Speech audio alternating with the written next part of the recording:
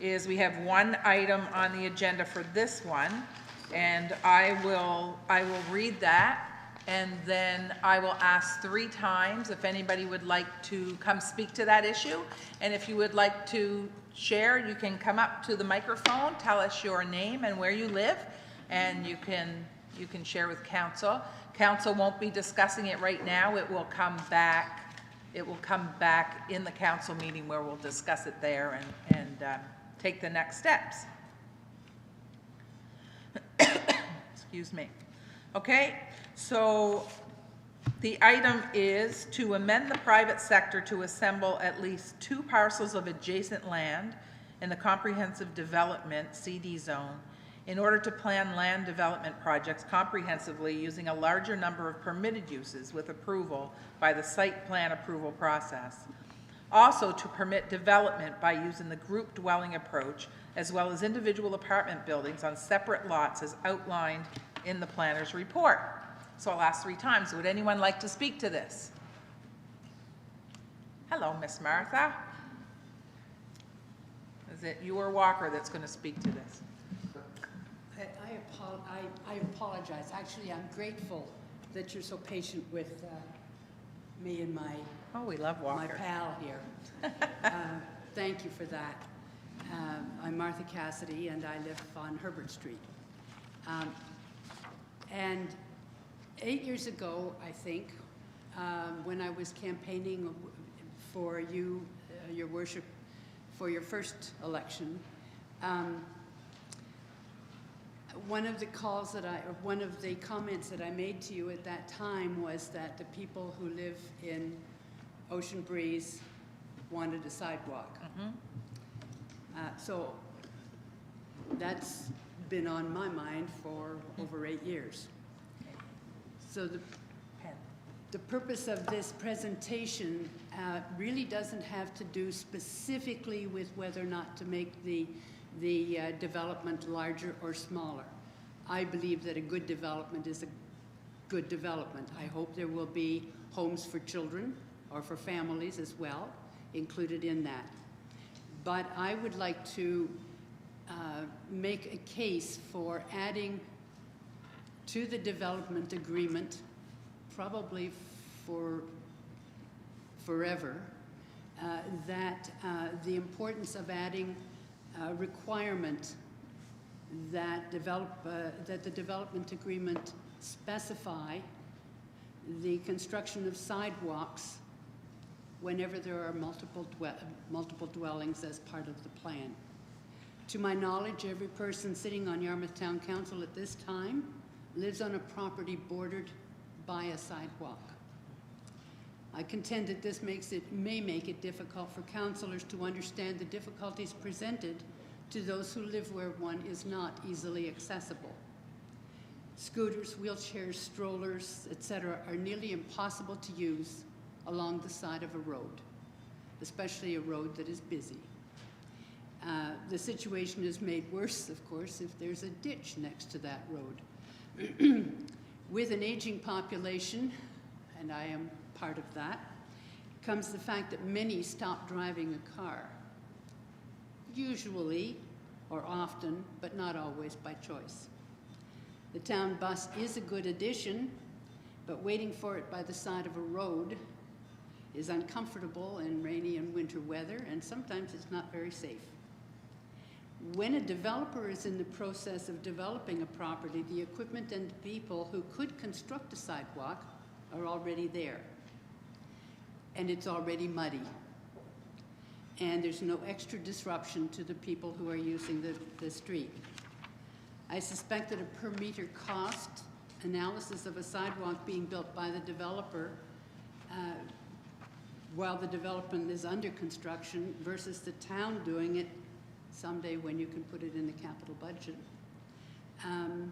will prove to be no more expensive and probably would be less expensive in the long run.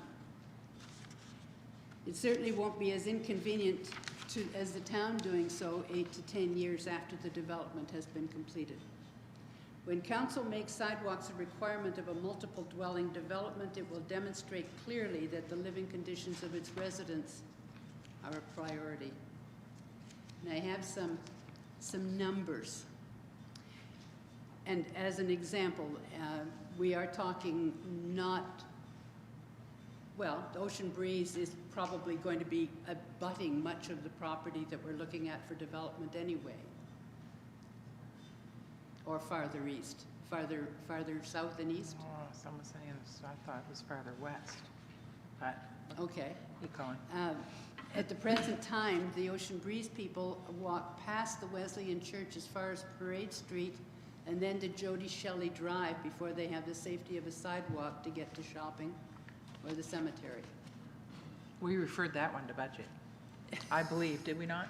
Yeah. Okay, Yeah. yes, I know Yeah. you have it Took there. it took a minute, but we referred it to budget. Just When you put that in the budget, when it happens, it will entail tearing up the, and messing up, it could have been done while it was already messy.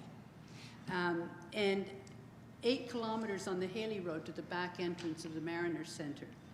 And with the possible expansion of the Mariner Center, more people going. If you don't know, on Forest Street, the sidewalk doesn't start until past the Wesleyan Church and the high school.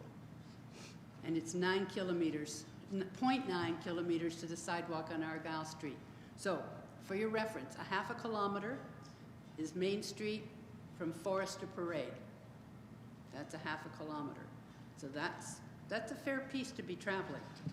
I don't believe anyone intentionally strands people who've moved in or out, whatever.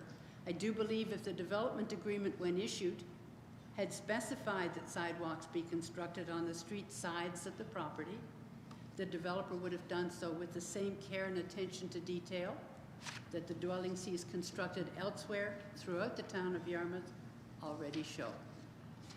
I think whatever size a development of multiple dwellings is, it will be an advantage for the town and for the citizens. I would particularly hope that it would include family accommodations. Thank you. And thank you, sidewalks. Martha. Thank you very much. Thank you. Okay, would anyone else like to speak to this? Come on up.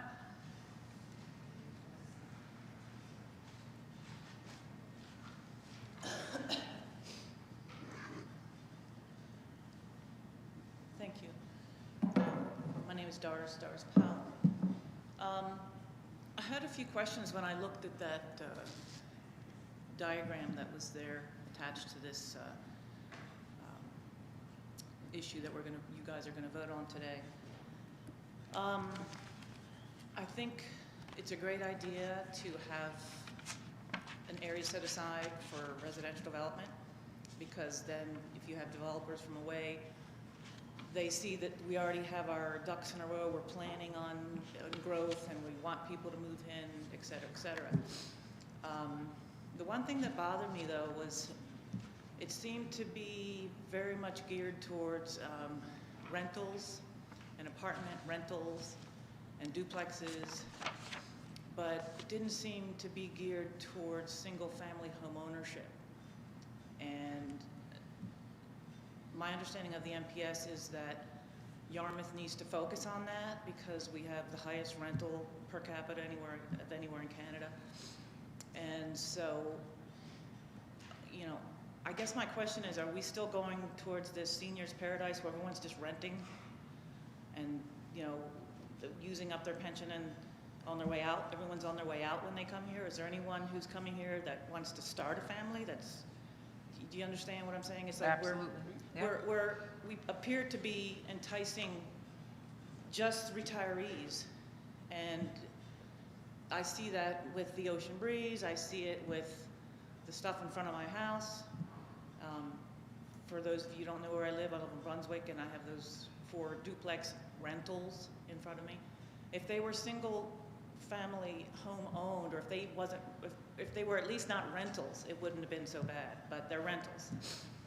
And it's just, I don't think it's the right direction for Yarmouth to go. I think we need to really look at fostering families moving here, young families that want to have kids and start roots here, not people that are on their way out. and, you know, got, you know, one leg in Sweeney's funeral home ready to go. We need, do you understand what I'm saying? You want to, Yeah, Doris, maybe Jim can chime in, or Jeff. We had those same concerns, and I see Rod is here. We had a PAC meeting on Tuesday night, and those concerns were addressed about Yeah. single-family homes, about the rental, what you said about the rental duplexes problem. and the quadplexes, right? That was discussed, but we're also talking about some of the things that Caroline presented. The planner is working on exactly the same situation that you talked about. It's single-family units and diversification, and incorporated all that in the single-family use, because when it comes to recruiting professionals, doctors, anybody else in the community, that's their number one concern is single-family dwellings, single-family homes, Right, appropriate something units. But we had that's that at least conversation. more than one and- story, 2 Yeah, stories. Jim, and if can be corrected, is that was one of the priorities for Carolyn this year? That's one of her priorities this year. Yeah. So that has been addressed as of this week. So the other thing I wanted, and that's great, I'm thrilled. So that you guys are looking at that we want to really foster single-family home ownership and not just rentals, because we have lots of rentals, and it's not really the way to go, I think, if you want to make Yarmouth, if you really want to put it on the map.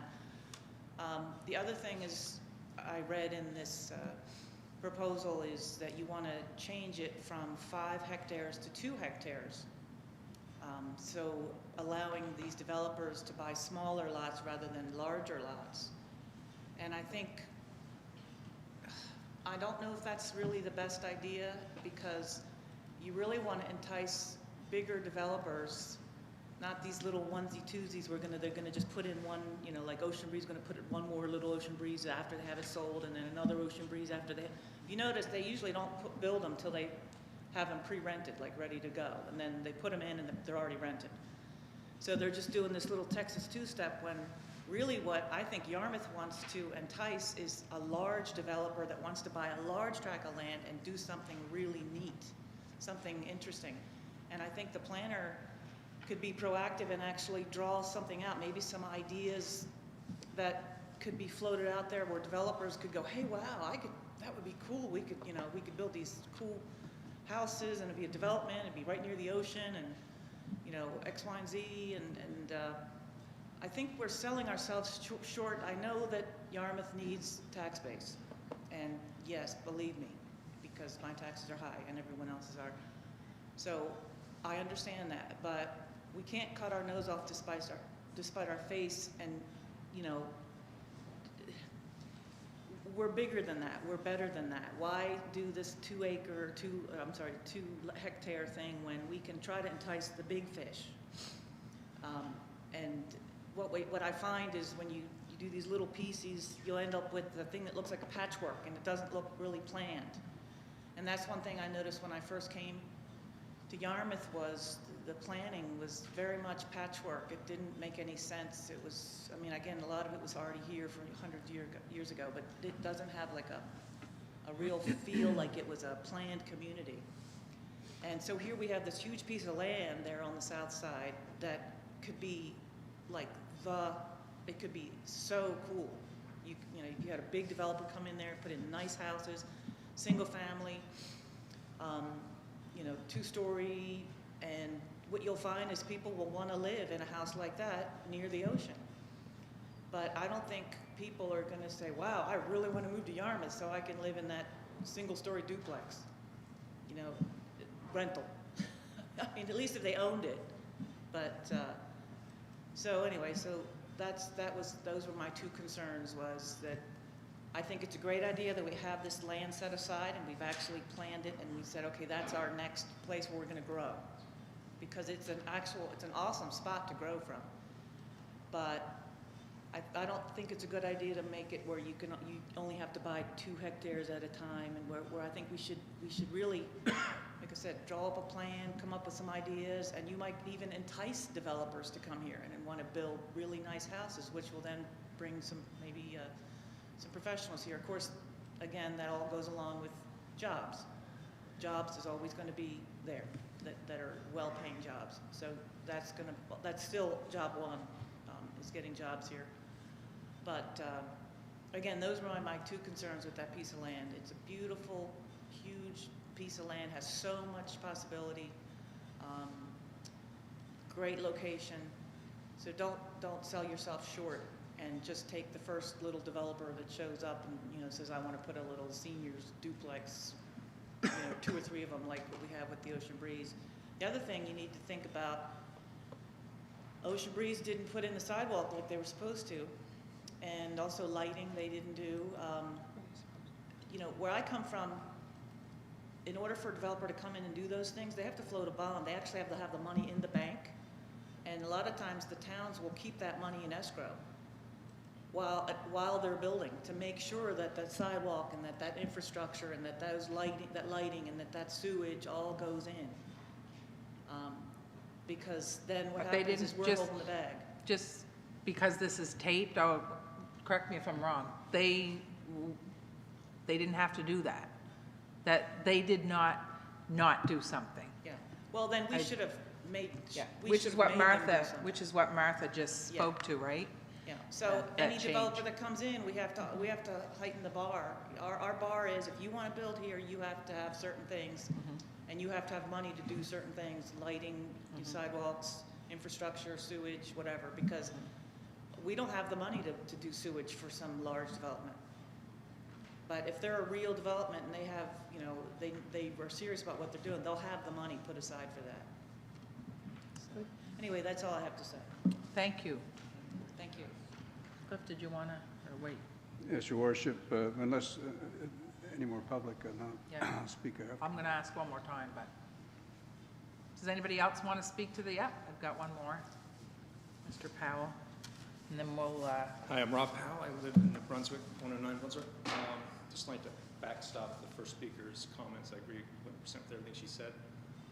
Also supporting an amendment to the approval process for brown soil projects to require bonds in escrow before permit is permitted, as well as engaging with the banks to make sure that there's interdigitation between the requirements so that that is covered through the financing as well. Also, I'd like to add that a lot of these projects that are being fostered by the RENS report that are throughout the Southwest are predicated on a need for affordable housing. But the study that I looked back in the references was referring to Wolfville, where that was generated. So they actually took a Wolfville study and threw it down on the South Shore. Doesn't really apply to us.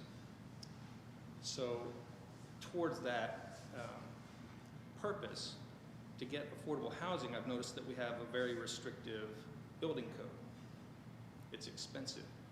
It used to be $200 a square foot for reasonable mid-grade housing. Now it's $400 a square foot. No one's looked at that. Why? We've got Roxul. There's a number of things in the code that are just exorbitantly over the top for the last 5% of safety. We've sacrificed affordability for the last 5% of safety, or for 10 seconds of burn on these fireproof paints that are required in public spaces. It's just $250 for 5 gallons of paint is just crazy.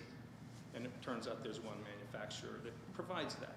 So a little bit of crony federal mandates coming in there. I don't know if we have any latitude there. I know that the municipality of Yarmouth has a much attenuated building code. There are 60 pages. I haven't checked that lately, but we accepted the one coming down from the International Building Code, lock, stock, and barrel, unedited, unchanged. Just took it all in with the bathroom sink. No one looked at it. It seems it's just blanket approved. I think we should look very closely with a fine-tooth comb where there's affordability aspects to this. This is directly affecting our ability to build. So it's forcing these brown soil projects that, because they don't want to deal with the retrofits. Another thing is the Nova Scotia Power with Emera and their codes, the exorbitant, over-the-top, tear out and replace requirements for existing wiring on all these old houses. These houses are just being trashed because there's just, the builders go, I'm not dealing with that. I mean, this is absurd. So we've made our own devil, and we're looking around and thinking, affordable housing, affordable housing. There's no, we're not looking at the core problem here. So I think close examination of the building code for Yarmouth, because we don't have to approve that from the top. That's ours. Most people don't know that that's the municipality's ownership. We can just clear that out. That's your power right there. You're fully empowered to make that building code whatever you want. You don't have to accept the federal code down. I think that's a misperception on most municipalities across North America, Canada, US, totally. So you have that autonomy to do that. So I would suggest, if there's anyone listening online, as a builder, to come in and speak your mind and maybe meet with Caroline. We missed our meeting here Tuesday, but I think this is a low-hanging fruit that's easy to do, and people would love you for it. So, again, getting these bonds for builders so that they're covered, so we don't have the town holding the bag, where the taxpayers are holding up, where a lax builder has just not done his job. He hasn't crossed his T's and dotted his I's. So it's a number of things like this. So that's all I have. Thank you. Anybody else like to speak to this issue? Okay, Councillor Hood, did you want to, we'll talk about it at council, but go ahead. Well, I know something about developing subdivisions. I did one, first one in town. And I know this, that the cost of developing single-unit lots in the town of Yarmouth, the marketplace has told us that it's too expensive, and most of the single-family housing units that have been constructed in this county in the last 15, 20 years have been outside of town. And so we have to be careful when we do things like Martha says, because what happens is we now require in town already a whole lot of built infrastructure that is not required outside of town in the municipality, past Prospect Street. And thank God for the developments that have happened. The marketplace has told us that there is a market in town if you have to do what has been done with these 2- and 4-unit buildings. Now, I think those developers need all the encouragement they can get, because frankly, the market is telling us that the new upwardly mobile people that they might wish to sell single-family homes to are going to go up on the other side of the lakes in that area out there and do it. It's just cheaper and probably a little more private and all the rest, whatever. So it's difficult when you impose, we already require that people who are subdivision developers pay a fair amount of the infrastructure. When I did mine, it was the first one to put water and sewer, hydrant, and turn it over to the town. And it was a major expense. We require more than that now. But sidewalks, we should be putting them in, Martha. I think we're going to do Haley Road after all this time, this year, I believe, if we get it through budget. And it's the cost of doing business here. If we want to have development in town, we have to pay for those, because the developers are telling us that if we put that restriction on, they're going to the county. Or that additional cost onto the lot, because that's incremental additional cost to the lot, and you have a requirement to build sidewalks and ditches and all the rest. So those are my comments. Thank you. Okay, so we're good until council, when we'll bring that back? And nobody else gets to speak at the hearing, right? It's just, No? they want their opportunity, it's now. Yeah, if anybody wants to speak to this, now's your opportunity. We will discuss it in council, but the public won't have an opportunity to speak then, so. We're good? Okay, so motion to adjourn, folks? So moved. Okay?